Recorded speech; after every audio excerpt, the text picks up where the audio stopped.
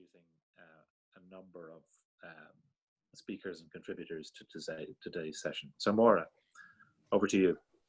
Thank you, Hugh. Hi, everybody. I'm Máire Henry, and today with my colleague Garry Miley, we're going to be broadcasting for the next hour. Gia Yves Golaire, bienvenue and ciao, and that's for our international audience. Delighted some of you can join us. We welcome all our listeners and particularly friends and staff from the other schools of architecture in Ireland, in Cork, Dublin, Limerick, Sligo, and of course our own staff and students here in Waterford. Sincere thanks to Hugh and UCD for initiating this idea. It's been embraced by all the schools. And also thanks to Steph and the support team who are helping with the technical side of things. I'm lucky to have a colleague here in WIT. I studied with him in UCD, and while some of us were drawing and doing late nighters, he was running a pirate radio show. So I say that because he is very, very good at editing, broadcasting, producing, and directing. So he has loads of experience there. So I'm going to hand over to Garry to run through today's broadcast. Over to you, Garry. Cheers, Máire. Famous last words. Anyway, yeah, Máire, we've three topics that we're going to look at today in the course of the hour. First, we're going to talk about a program that we have up and running with Shibaru IT in Tokyo. Then we're going to talk to one of our former students, Ronan Dunphy, who's working with the Renzo Piano Building Workshop in Genoa. And the last thing we're going to do is we're going to show a little film by one of our former Erasmus students, Maxime Brunois. And that film's on the topic of Irish bay windows. It's very beautiful. I should say that if you've any comments, if anybody has any comments or questions as we're going through the pieces, all the contributors are here, I think, with us.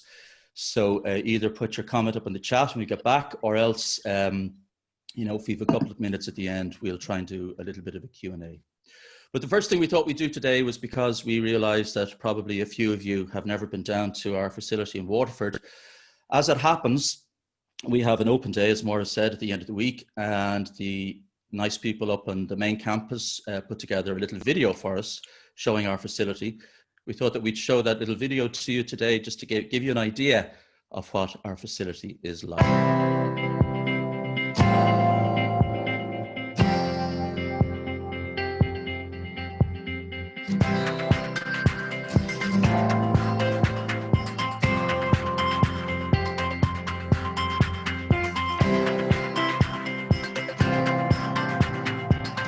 Welcome to the Department of Architecture here in the Granary. Our city centre location affords students the opportunity of studying in a vibrant urban setting. Our city manager and our president saw the advantage of having a creative community downtown, and we are contributing to the development of the cultural quarter in this part of Waterford City. Our neighbours are many, including Garter Lane Arts Centre, and we regularly use their facilities. We're very close to all forms of transport. The train station is opposite, we're beside the bus station. The Greenway cycle route is extending past our front door, and you can even arrive here by boat. So we share the ground floor of this building with a really good cafe, and we have a small exhibition area in that cafe area. And for us this is very important because it promotes awareness of what we do. The public can see different ways of living in sites that they're very familiar with. Because this was a large grain store when it was originally built, we have inherited large voluminous spaces which are really ideal for the type of work we do with the students. We have workshop, design studios and computer facilities. Our department has students who study architecture and architectural technology and building information modelling. Like most schools of architecture, we approach our programme in a project-based learning format. Students learn a design methodology throughout their years with us, and the projects become more complex as they advance through the years. Each year is thematic. We start off with very simple themes, and then towards the latter years, students get more involved in research and the projects become more complex. From where I'm standing, I can look across the river shore because we're on the quays, and across on the North Quays is possibly the largest construction site in Europe. It's about to start. We're all very excited about it. And it's going to be great that we can witness the progression of this building site on a daily basis.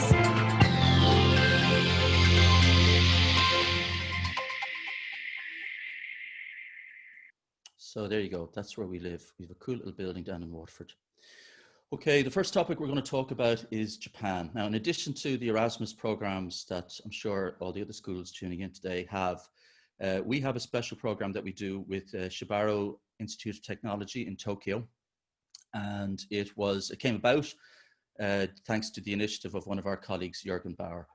So the first thing we're going to do now is Jürgen's just going to give a little bit of an introduction to the whole background of the scheme, how it came together. Then he's going to present some thoughts he has on how maybe Waterford and Tokyo can be compared, if such a thing can be imagined. And then we have a very brief little chat with the 3 students who participated this year who aren't long returned from Tokyo. So I'm going to leave you now in the very capable hands of Jürgen. Hello together. My name is Jürgen Bauer, and I'm delighted to talk about the link between our Department of Architecture here in WRT and Japan. Before I introduce you to our 3 students who went to Tokyo last year, I'd like to give you a very brief overview how our connection with Japan has developed. The gentleman on the photo behind me is Koizumi Yakumo. He's a very famous author in Japan, and all Japanese school children know about his fairy tales and ghost stories. The Western world rather knows him under his original name, which is Patrick Lafcadio Hearn. His book Glimpses of Unfamiliar Japan, published in 1894, can be seen as one of the first accounts of Japanese culture in the Western world, not too long after Japan had opened its borders to foreigners in the 19th century. Lafcadio Hearn's mother was Greek, and his first name pays tribute to her place of origin, the island of Lafkas. His father was Irish, a medical doctor serving the British Army. Lafcadio grew up in Dublin with his aunt, but spent his early summer days regularly in Dromore, County Waterford. And after a rather adventurous life as a journalist in the United States, Lafcadio was sent to Japan. He landed in the city of Matsuri on the northern shores of the islands.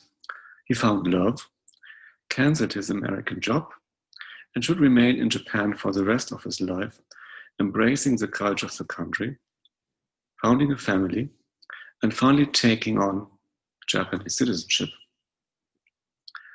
Here you see Koizumi Bon, Lafcadio Hearn's great-grandson. He's a professor for literature in Japan, and some years ago he embarked on a trip to Ireland to find out more about his ancestors' roots. And here you see him in Dromore. In an obvious enthusiastic meeting with some local activists, some people had the rather crazy idea of creating an Irish-Japanese garden on a bewildered Victorian garden site in memory of Lafcadio Hearn's legacy and to celebrate and develop Irish-Japanese relations. And believe it or not, the project got on speed. The Dromore Development Trust took it on, and with both an incredible local engagement, great support from Japan, and generous sponsoring, the gardens opened in 2015. Today, just 5 years later, the Lafcadio Hearn Gardens are considered to be among the major Japanese gardens in Europe and feature as a major Irish tourist attraction in Japanese travel guides. Here's a web link to the gardens in case anybody wants to know more. It is quite remarkable how the project of the Lafcadio Hearn Gardens has enticed and inspired people in the region about Japan and Japanese culture, and me too. The project has brought a significant number of Irish and Japanese people together, and it's hardly just an accident, actually, that also the international office in WRT has been working on exchange links with institutions in Japan in recent years. Here's one of our partner institutions, Shibaro Institute of Technology, in the very middle of Tokyo. And we as a department were extremely lucky that we could send our first 3 students to Tokyo last year. I'd like to introduce to you Molly, Craig, and Dara, who were brave enough to take this challenge, and I know from their accounts they never regretted their decision. At this point, I have to thank not only our students, but also our colleagues in the international department in Shivarura IT for their incredible support in facilitating our students. In the next minutes or so, we will briefly discuss how our students experienced studies in Tokyo, how they enjoyed everyday life and street culture in Tokyo, if and how bicycling in a metropolitan area of more than 30 million inhabitants can be a rewarding activity, and in how far Tokyo, as a big, let's say, XXL-sized city, can be an inspiring experience for somebody from a small Irish city, let's say, so to speak, an XXS-sized city, such as Waterford. Enjoy.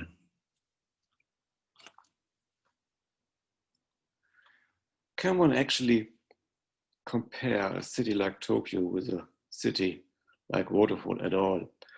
It's surely not the point to do it by geographical dimension. If I take the bus out of Waterford, I am in the countryside after 10 or latest 15 minutes. If I take the fast speed train Shinkansen from the center of Tokyo, it takes 45 to 60 minutes and I'm still in the outskirts of Tokyo. So that's maybe not the way to compare the two cities. Density might be a problem as well, because these density average figures are rather abstract, and obviously the density generally in Tokyo and Japan of how many people live on 1 square meter are so much bigger than even Dublin, but particularly Waterford. What one can do, one can try to experience the districts or the neighborhood of the cities and make some comparisons, and that's what I'm trying to do now. So if I have a walk from the city center in Waterford towards, let's say, the main campus of WT in the very west of the city, then in the very beginning, it's quite nice strolling around the town, and there's a lot of infrastructure, there are small streets, everything is quite well accessible, short distances, and so on. That's very enjoyable. But the more I'm strolling out of the city center, the emptier actually it becomes. And I have long distances. There's not much infrastructure. I don't meet many people. I'm rather passing that long corridor of commuter traffic connections without entering or touching interesting and enjoyable areas. And once I have arrived at the main college, I have done my 2.4 kilometers on a, let's say, not particularly appealing journey. And what I'm saying is, while Waterford is a very small city, let's say XXS by area, as soon as I'm leaving the city center, everything is large in terms of the plots, the permeability, so that means how I get into these areas, into neighborhoods, into the fabric, the urban fabric of the town, that's all very low level, and everything is far away from each other. So the distances are very long. And we call that, obviously, very generally suburbia. If I'm somewhere in Tokyo, and let's say I'm here in Muto-Azabu, something a bit of south of the city center, then we can sense here on the photo already that actually the urban fabric is rather small, as big as the city as a whole is. And if I'm strolling again around the town, let's say from Muto-Azabu to Tokyo Midtown, I'm pretty surprised how small the fabric or the dimension of the fabric and the neighborhood is, and how pedestrian friendly it is after all. And not that a lot of districts in Tokyo would be particularly beautiful, I wouldn't say that, but the infrastructure, the distances between interesting points, the way how comfortable it is made for pedestrians to cross roads, to pass along streets, is quite impressive. And even if I take the business districts, they're very open areas, they're very welcoming areas, and a lot of these business districts and business premises are combined with malls, sometimes even with museums and so on. So that's a very good amalgamation of functions.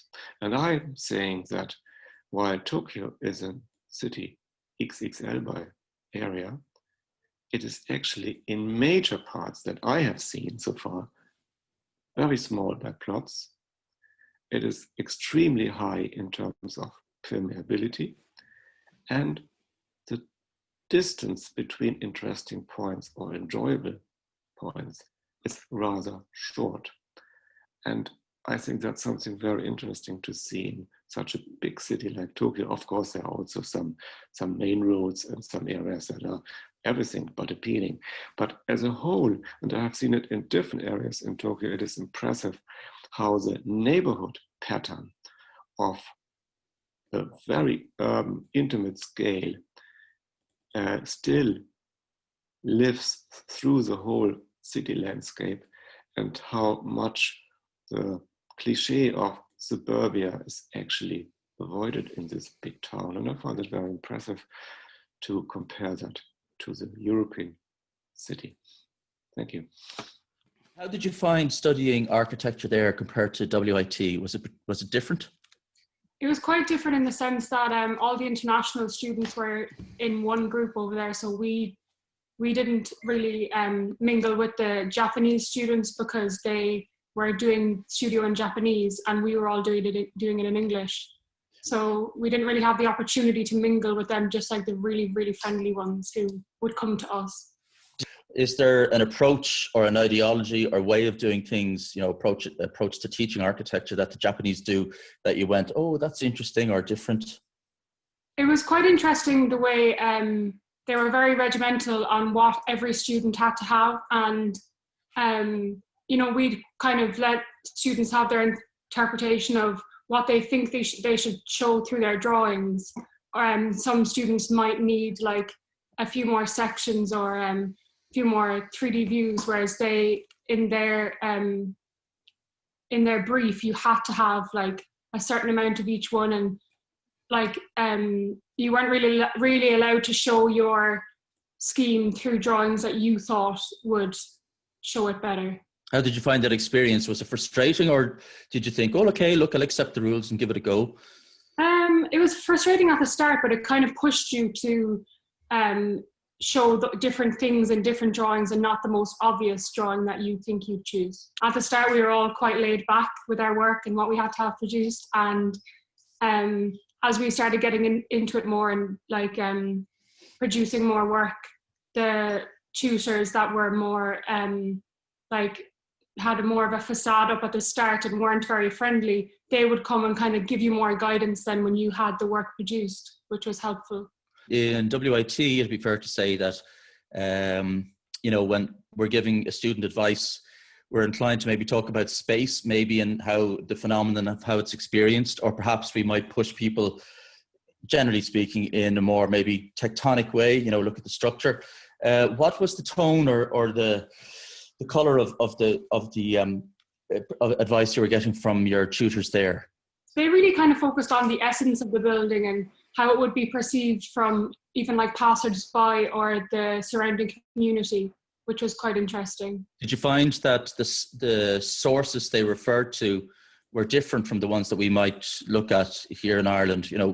Typically we're very exposed to Western European stuff, and maybe in particular British material, maybe too much British material. Were they as familiar, or did they look elsewhere? Our main tutor was English, so he did have quite European precedence for us, but his translator, or the lady she was also a tutor, I suppose, but she kind of translated things for us as well. She would give quite Japanese precedents, which were quite interesting, and things like you wouldn't really find on Google either, like things that they just know from being there. Craig, you were particularly taken by something that I've often heard people talk about, is the atmosphere in the streets, street life in Tokyo in particular. What first struck me was kind of how safe the streets were. Like you walk out at 9:30, 10 o'clock at night and there's still kids playing in the street. Nobody supervising them, or there's women walking on the street no matter what time of the day it is or night. There is an energy on the street in Tokyo, though I found anyway, something that is not to be found in a Western European city. And I don't know, I mean, I think it exists, but I don't know how to describe it. Did you feel the same thing? I think there's a certain calming sense on the street that you wouldn't usually find in other European cities. I think it's kind of comes down to the culture that people don't want to impose themselves on other people, and they want to kind of not hinder people, and they're very respectful of other people. So I think they kind of just keep going on their own way and what they want to do in the day, and they don't want to interact with people. They want to keep to themselves. On the other hand, I also found that there really was a lot of activity, especially on Sundays in various parts of town, you know. Yogi Park. Yes. Yogi Park.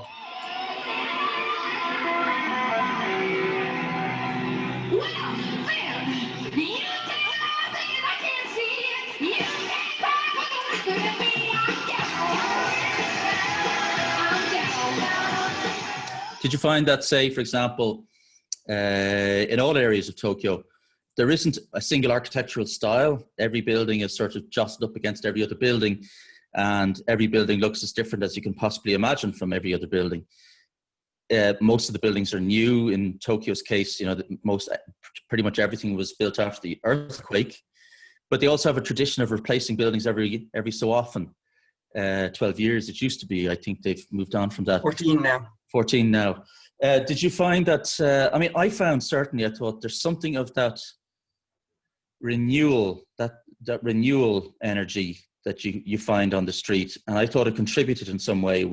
I've actually looked into this a little bit with what I'm studying for my thesis, and it seems to be that they have it's very integral in what they're designing and how they view it, the lifespan of it. So I think usually houses are rated to a 30-year lifespan, but they usually only last 14, 12 years, like you say. But even in the construction of their shrines, for the small wooden ones, they're usually built without adhesives or nails or screws, because they know that they're going to be reincarnated in 20 years or so. I think the reason that they have their houses have such a short lifespan is so they don't create a connection with their houses. So because of their earthquakes and tsunamis and stuff, if one of us lost our houses, it would be everything, and we would be so devastated. So it's almost like they use that temporary house to help themselves in case anything ever happened. Yes, I've heard that mentioned. I mean, that's a fascinating idea, and completely the opposite of the way we approach our connection with houses and the spaces we use every day. I mean, I just can't imagine anything less Irish in a way. I think with the housing crisis that we're experiencing right now in Ireland and the ways that we're created, I think how they view the house and how they view their housing areas, we could definitely take inspiration from. And how do they view the house and housing areas? They have very small suburbs, even within larger built-up areas, which is quite unusual. I suppose because Tokyo has developed so quickly in a short space of time that you can have a high-rise office corporate buildings, but right next to it you have small two-story housing developments. We would never do that in a million years. And I found when I saw it, it was just, it was very challenging, because I thought, this is everything I had been taught not to do when I was in architecture school, and suddenly I see it before my eyes, and it seems to me to work. I think it probably comes down to when we're looking at something design area, we're very kind of focused on the surrounding area and how what we're doing knits into it, rather they don't. And it kind of even seemed that when we were designing for our studio projects over there, that they're less concerned with what they do, kind of sitting into the landscape that's there if you can justify it. Context really isn't nearly as much of an issue for them as it is for us. Dara, you were particularly taken about the possibility of cycling in Tokyo. That sounds like a very interesting thing. Where was that coming from? It was more so to get away from kind of the metro system in a sense, because it was kind of surreal getting on the metro, and all of a sudden you're on the other side of Tokyo and you haven't seen a thing. Kind of you've missed out on all the possibilities, and it was the best way I could think that was cheap and efficient of getting around town, I suppose. Is there a cycling culture in Tokyo? Huge cycling culture. So to get your groceries, to anything is done by bike basically. Unless the only reason you're not on a bike is if you're getting the metro. No one really, unless you're outside the city, you might have a car. But I think it's something like only 20% of 20 to 30-year-olds have driving license in Tokyo. So. And does the infrastructure exist to facilitate cycling? They almost, if it doesn't exist, they'll little pier, or you just leave your bike, and like I could leave my bike anywhere and I'll come back 2 hours later, and if it's not there, it'll be at the local police station. They'll have to be taking it away. Because there is no theft. The only thing they steal in Tokyo is umbrellas. There's nothing kind of systematic about it at all, really. You either share the path with the pedestrians or you share the road with the traffic. And cycling through Dublin or cycling through Waterford, for example, where the fear of getting knocked over on every junction, for example.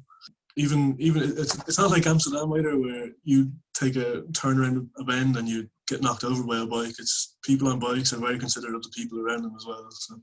Did you feel like you experienced the city in a different way from the bike? If I was to recommend anything to anyone moving to Tokyo, was the first thing to do was buy a bike. I actually bought my bike for the equivalent of €50. It was 5,000 yen from an old age pensioner scheme, if that makes sense. It was called the Suganami Green Cycle, where all the impounded bikes through the city are brought once a month, and they're fixed up by old age pensioners who are obviously retired from their previous line of work or whatever sense, and this is their kind of what keeps them ticking, I suppose.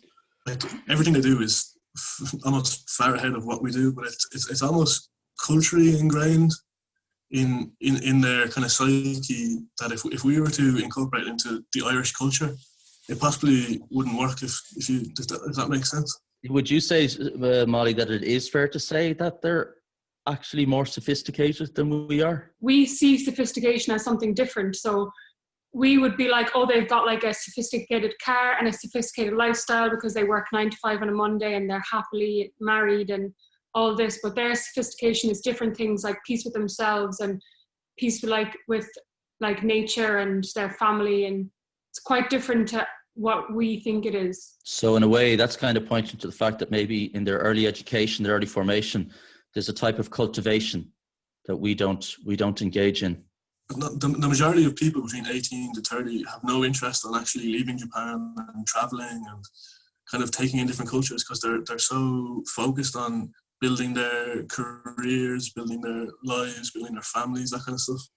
And that's integrated from their school days. Like once they go to college, they're devote to get their career set up in that kind of sense. So. But they also associated us as being like they come over here and they just party all the time and they don't do any actual college work. Like that's the kind of stereotype they have. So you all had a good time and you'd all go back? Definitely.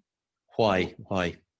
I think just the way of life over there is so different. So you see everything with like almost like a new set of eyes, and their methods were different and their thought process were different, and just like experiencing somebody else doing it in a different way kind of just like opened up my eyes to like change and like seeing different things in different ways and using different things in different ways as well. So there you go. We're in Japan.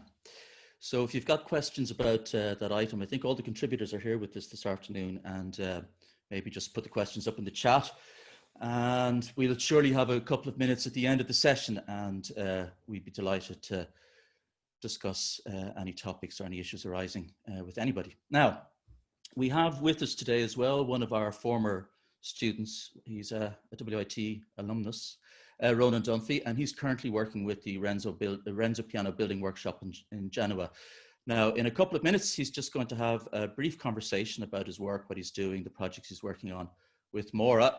But before that, Ronan was very kind enough to put a little introductory video together, just telling us about his work and also giving us a little bit of an insight into what it's like inside the famous Renzo Piano office.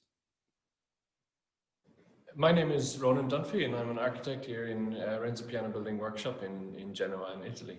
I studied architecture in Waterford Institute of Technology from 2006 to 2013. I started off in the course of architectural technology and then continued on to study architecture in Waterford. And then during my fourth year, I took part in the internship in Renzo Piano Building Workshop in Genova for 6 months. The office here is it's a very unique place. It's located on the side of a mountain overlooking the Mediterranean. So it's in a very isolated position on the outskirts of Genova. And to reach the office is actually not so easy. So it makes the journey to get here even more fulfilling, because once you arrive inside this glass light-filled office, terraced over 4 levels, it's really quite an impressive space. As part of the complex of the Renzo Piano Building Workshop, we have the foundation Renzo Piano.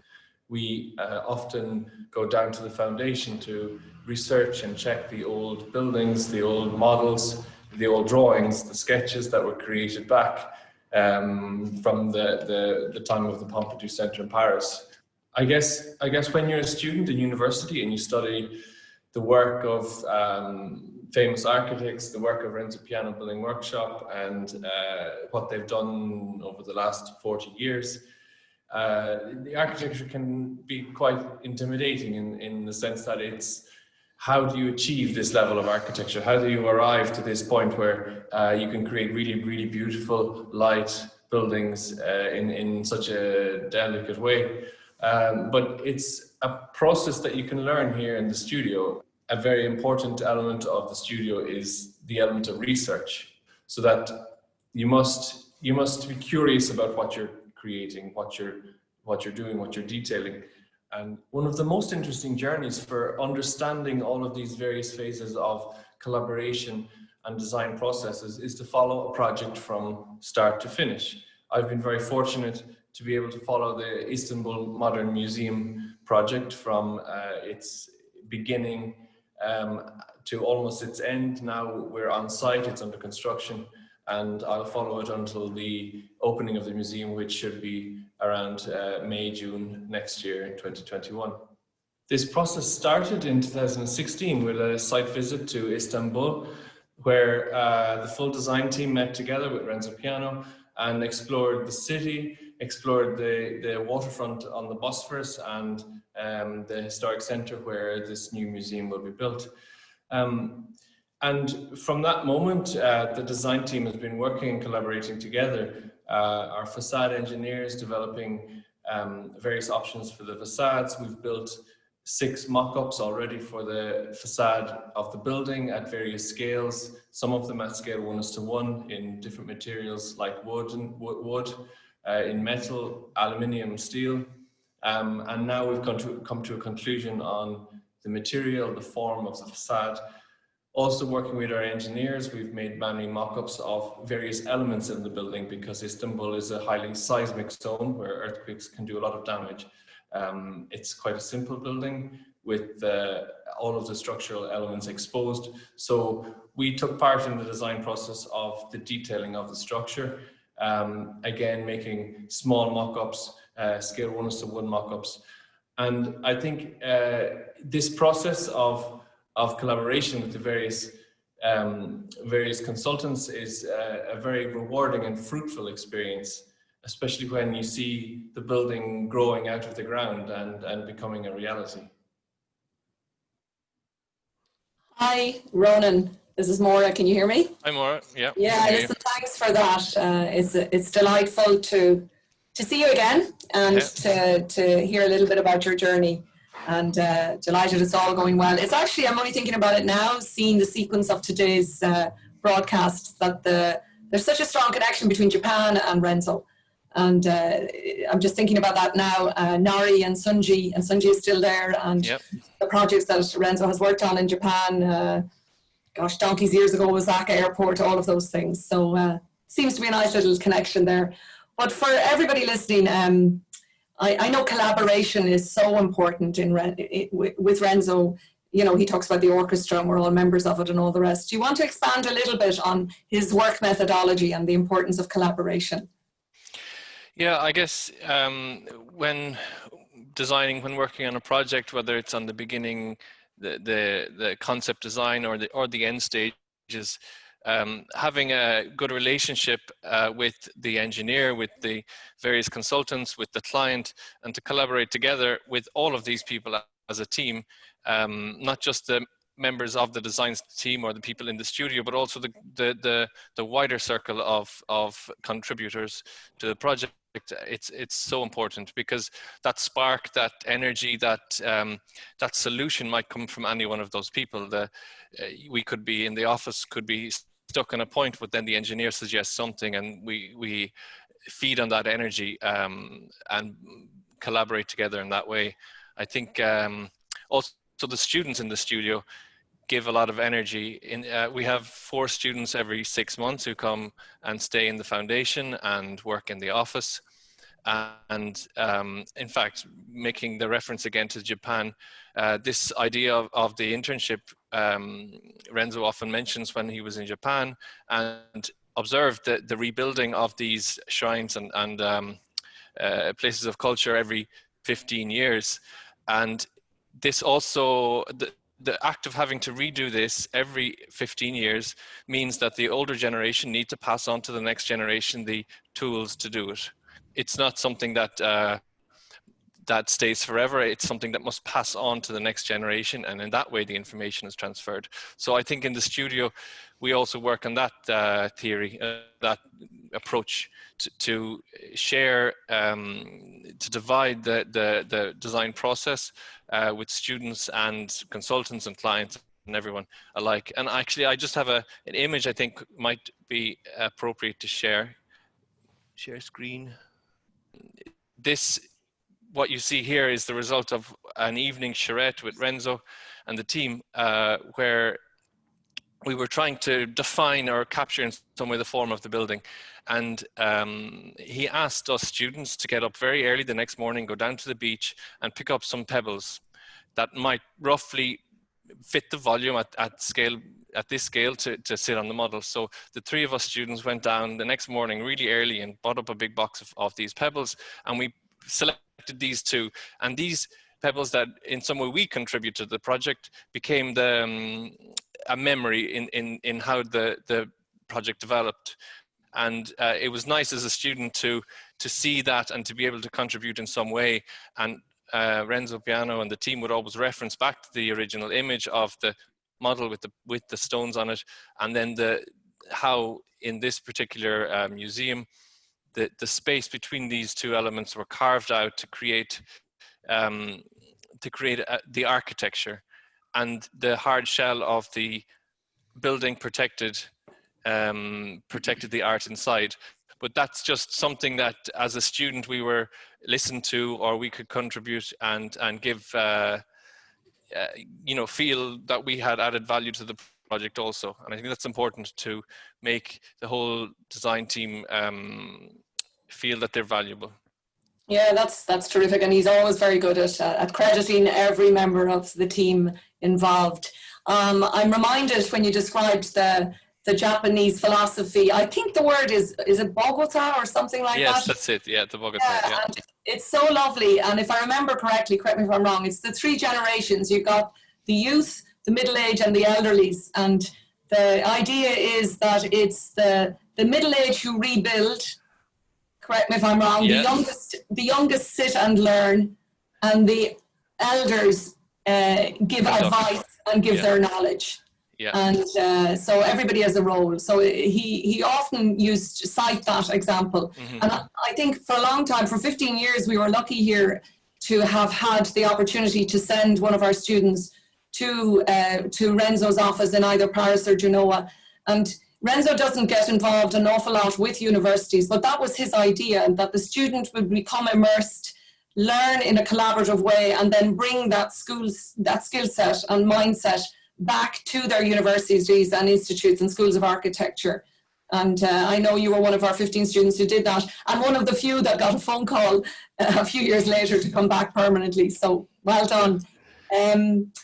You've spoken a little bit about the ethos of the studio. Do you want to talk a little bit about the learning by doing and the importance of model making in the studio?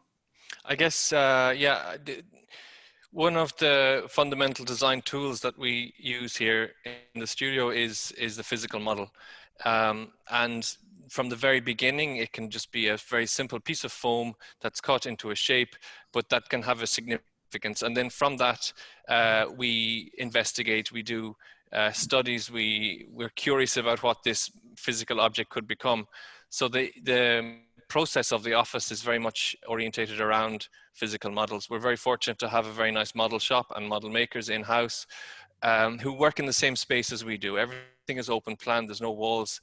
The meeting rooms are integrated with the office spaces, so that the model shop is almost another working desk. It's accessible to everybody. And as well as small models, big models are very important, because when you develop a project, we often or usually work with prototypes at various stages, so that we test our designs as we move through the design process and even through the construction process. And that can mean, for example, on some projects we've made wooden mock-ups in the studio at scale 1:1 of an element of the building, maybe an element of the facade. And maybe the final version will end up being metal, but this wooden mock-up gives us a study on the shape of how the sun reflects, how the shadows fall on this object at scale 1:1. And then we make some modifications, maybe we make another one. Then it goes to this element goes to the factory, and they replicate this in a real material, and suddenly it becomes a working prototype. And this testing, this studying using physical models is very important for the process that we use in the studio. And it's lovely now in the grounds in Vesimand outside Genoa, you know, that there is this outdoor exhibition of a lot of those prototypes. They're extremely sculptural.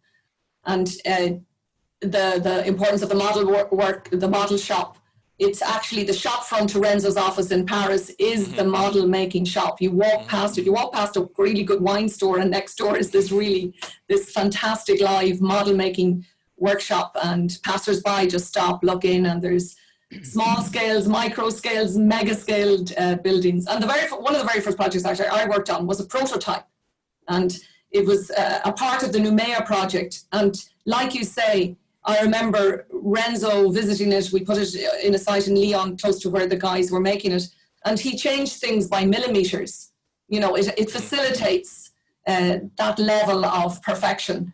But sadly, not every construction project has a couple of million to spare to build a little bit of a prototype. How are you anyway? I know you're living in a lovely apartment that has frescoes. But I do know that COVID is really something that the Italians are suffering badly at the moment. So how are you, and how is Renzo? Everyone is good, yeah. I mean, we're all in some sort of isolation at the moment, working from home. We can't wait to get back to the studio when it allows. But I mean, some projects work better or can continue easily in isolation. Other projects, if you're working on a competition, for example, it's fundamental to be in a group together in the same space. So, you know, it depends on what kind of a project you're working on and how you can adapt to the new conditions. But yeah, just thinking about the model as well that you mentioned in the garden, we also have recently a new addition, which is the Gibberette from the Pompidou Centre, dedicated to Peter Rice, and it's sitting in front of the foundation building. This big red model, which was used in the exhibition in the Royal Academy in London last year. And of course, Peter Rice, being the Irish engineer, has always been very important to Renzo Piano also. And I think that's maybe one of the reasons why there's always been an Irish representative in the studio throughout the years. But Renzo would often talk about Peter Rice and the journey they made together for starting off with the Pompidou Centre, and then you know, working on various different projects over the years. Also, they had a practice together. It was Piano Rice Associates for a number of years. And I know Peter was probably in the studio back in Paris when you were working there also. Yeah, we overlapped for about 3 years before he got ill. So I do remember kind of crit-like sessions when particularly we were doing the competition for the Cultural Centre in Umea. And it was just before he got ill, actually, just before he died. And he was involved in great dialogue, great sessions, Renzo himself and the team and me, shy at the back, listening to all of this. But yeah, and when Renzo won the RIBA gold medal, we all flew over to London. Thank you, Renzo. He took us all over, and there were parties in Peter's place and in Renzo's place. So I didn't know Peter well, but I knew and know people who knew him terribly well. And at the time when I was a young architect, I was working with a lot of young architects and engineers, and some of them had done their work placement in Peter's office. And he was such a gentleman. He would remember when they came back a year later. He'd ask them about their project and he'd remember what it was. So at a humane level, everybody had the nicest things to say about him, as well as, of course, his genius in architectural engineering, if you like. So it's nice that you make that reference to Peter, because although Renzo hasn't been to Ireland, I know he likes the way we all work, and that's from all the schools. He has a great affiliation with us through his working and personal relationship with Peter. So listen, say hi to everybody. Say hi to Renzo. Say hi to Sunji and Millie. Sure, and we hope stay safe. And we look forward to seeing you soon again. And I'll just end on one thing. Is there any one kind of words of wisdom that you'd give some young students of architecture who are listening here today from all around Ireland? If you had to do it all over again, is there anything you'd say? I think that one thing that I miss now is reading, because we had such great advice from our lectures in WIT on books to investigate and books to read. And when you exit university and go into the real world, you have so little time to read anymore. So I think use the time that you have wisely and read as much as you can and take the advice of your lectures. And I think that's one thing that I now appreciate, that the value of reading during the university is immense. Very wise. Listen, thanks again, Ronan. Stay safe and we'll catch up really soon. Thank you. Ciao. Ciao. Ciao. Over to you, Garry. Thanks, Ronan. Okay, we have a question here from Steph. Steph says, I'd be curious to know more about the building culture in Japan, specifically about the end-of-life buildings. Do they recycle building materials, or what happens to buildings when they're deconstructed? Steph, that's, just as we were listening to that piece, the very same question struck me too. I don't know the answer to it. So what I suggest is maybe some of the students might be more familiar with that end of it. If they want to have a little bit of a think, we could get back to that at the end of the session and have a chat, because we've one other little little bit of business that we have to do. And that is a film. So a couple of years ago, we had an Erasmus student from France, Maxime Brunois, and he was studying with us, and he did a little project, mainly for his home school in Marne-la-Vallée, about the phenomenon of the Irish Bay window. He wasn't really looking at the history of it so much, or the construction of it, but the actual architectural phenomenon of it, of the piece itself. This led to a short film, which we're going to show you now in a sec, which is a little bit different. And Max is with us on Zoom right now, and I'm going to ask him to introduce it for us. Salut, Max. You have to unmute yourself.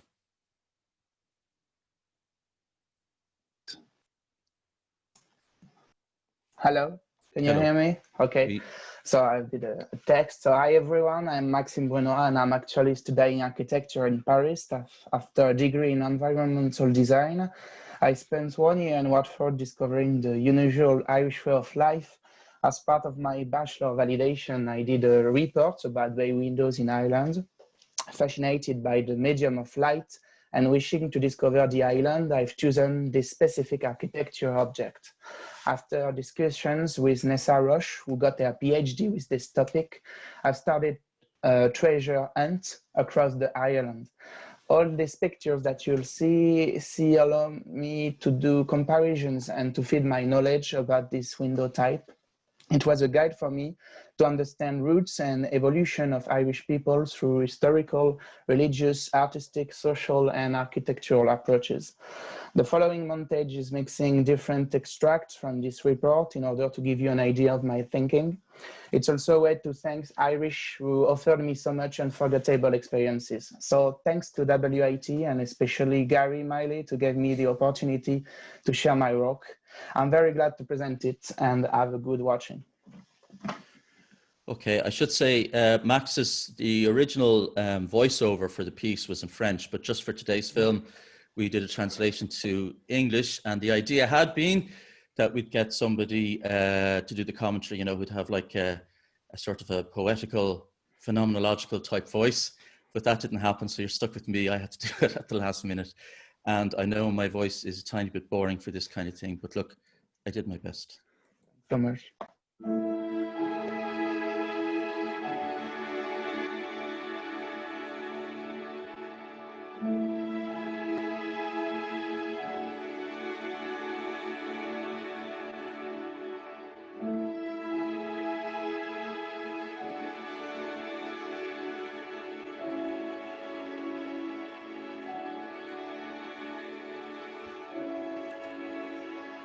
The Irish Bay and Oriel window. The Irish Bay window and its close relative, the Oriel. These elements are suspended off the building facade. They are a complex construction because of the precarious position linking interior to exterior.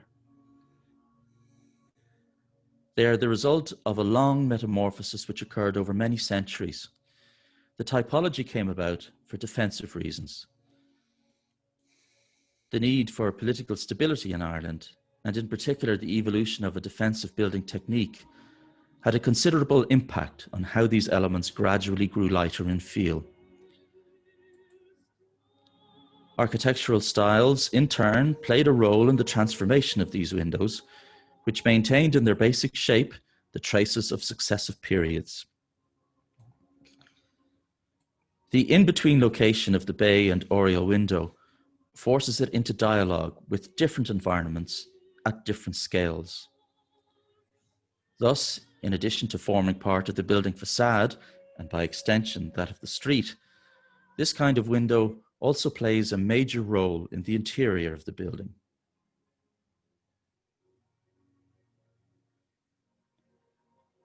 An ambivalent relationship. On the ground floor, we seek a strong barrier to protect us from the outside, while upstairs we want a more tenuous edge to make the horizon continuous with our interior space.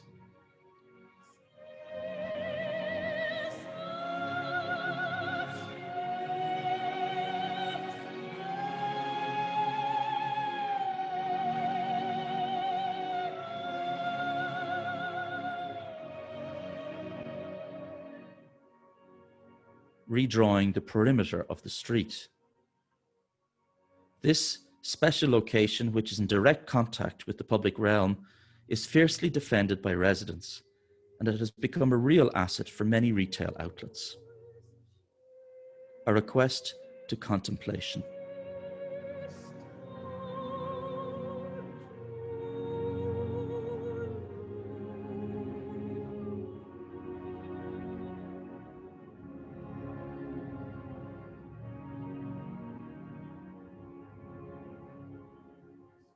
The bow window is a descendant of the bracket watchtower and other elements related to the act of seeing. It is an eye open to the world, But at the same time, it is also an aperture more or less open to the inside, through which the outside world can also act as observer. Alone on a blind wall or accompanied by many peers, they reflect a way of living, a way of seeing the world and giving it to see. The user, when he or she encounters this singular form, is immediately propelled towards an elsewhere that awakens his or her imagination.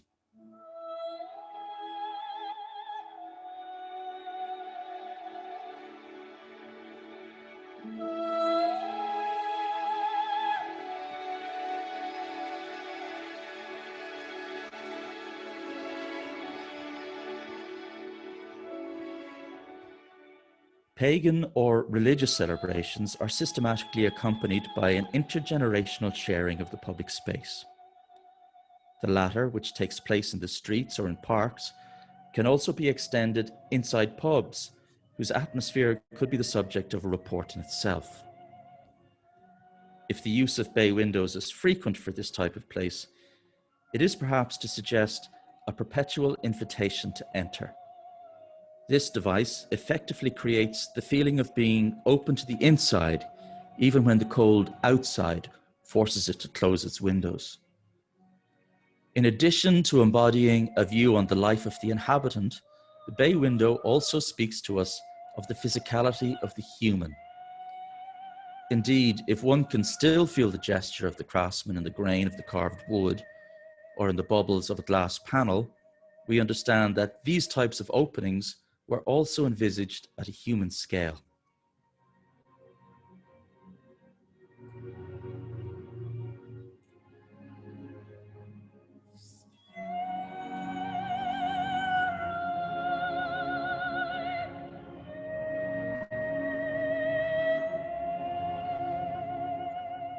If we observe the spaces located immediately inside a bay or oriel window, we see that they were often privileged spaces, spaces that everyone fights over. Green plants growing behind the curtains, children drawing on the glass, dogs warming up in the sun, or readers reading their newspapers. This space satisfies them all. It's difficult to compare the interior of a country house with the chapel of Rathfarnham Castle, and yet we'll make the same observation. The proprietor places what is most dear close to the bay window. For the dwelling, there's a television, a seat for reading, or the dining table. For the chapel, it's the altar. The bay window is therefore an intersection of many distinguished crafts. To build this kind of window, you need different specialists bringing with them their own expertise. This idea of a gathering of designers brought together in the act of creation permits us to imagine in a sustainable way projects that are ever closer to humanity and its changing needs.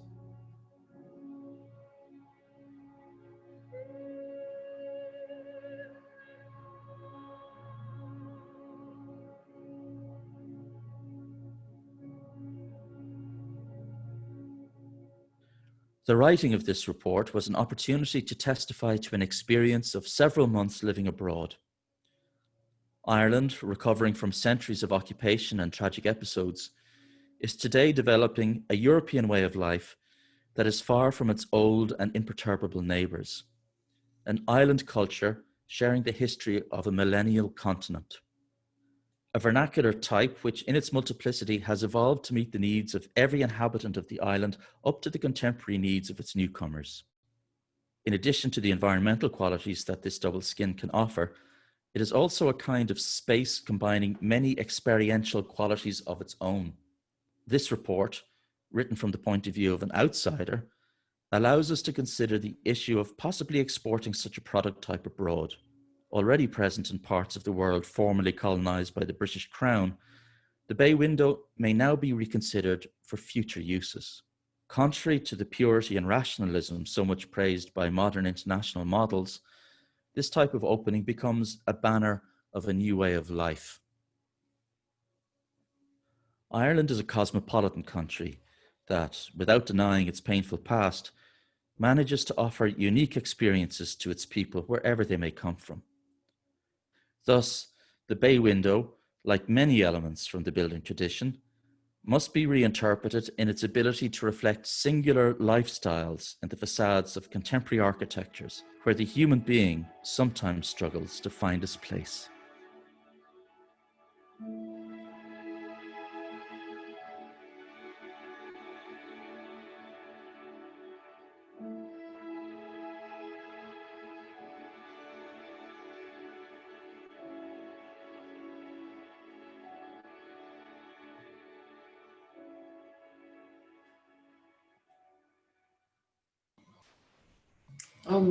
Merci Maxime.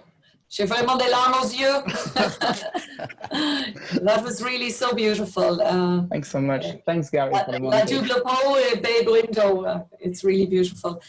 We've just reached the 2 o'clock mark, and I think we might need to wrap up unless we're allowed to have any other questions. We did have one question earlier, so I'll hand back to you, Garry, if you want to manage the response to the Japanese question.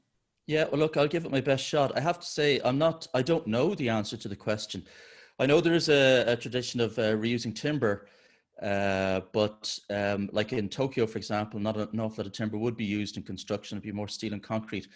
And it is true as well that buildings, sometimes only quite large ones, only last 12 to 14 years. So I was kind of hoping that maybe Jürgen or, excuse me, Dara, Molly, or I think also Craig, if he's with us, had been looking at that whole area. Maybe they could enlighten us a bit. Jürgen, I see your mic is open there. Can I speak? Of course. Yeah. The answer is I don't know that really. I suppose as everywhere in the world, people are thinking about a more recycling culture and cycles of building and material reuse. But at the moment, I have the suspicion that most of demolished buildings from the Tokyo region have been used to increase the footprint of the city itself, and most of the material has been thrown into Tokyo Bay because larger parts of Tokyo are actually on claimed land. So I'm pretty sure that most of former buildings are somewhere on the ground in the sea. But I'm sure there are very innovative ideas also around Japan, how to tackle that worldwide problem. But I have no specific information on that, unfortunately. Thanks. Something is in the back of my mind is just, I don't know, I'm kind of recalling this, but when the competition for Ireland House in Tokyo was organized about 2 or 3 years ago, Ireland House is essentially the new embassy. I seem to remember there was a requirement about being able to reuse materials. You had to be able to make a proposal for the reuse materials in the event that they would ever, you know, that the building would ever fall out of use. I think that might be right. And I also remember about 10 years ago when I was there, a bit of a discussion when people were saying, yeah, there was no real attempt to reuse the materials or recycle them in the way that we would understand, at least at that time.